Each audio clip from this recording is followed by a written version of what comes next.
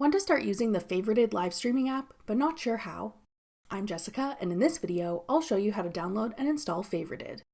Note that this video will demonstrate on iPhone, but written instructions for both Android and iOS will be listed in the description box. Now let's get started. To download Favorited, first open the App Store. Go to the Search tab. Then type in Favorited at the top. Tap Favorited when it appears in the search results. Then tap Get.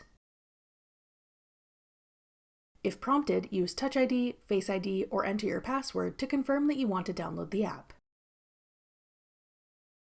Wait for the installation to complete. Then tap Open to start using Favorited. That's all it takes to download Favorited. If you're interested in other live streaming platforms, check out this tutorial to learn how to go live on TikTok. Click the video on your screen now to watch. Thanks for watching.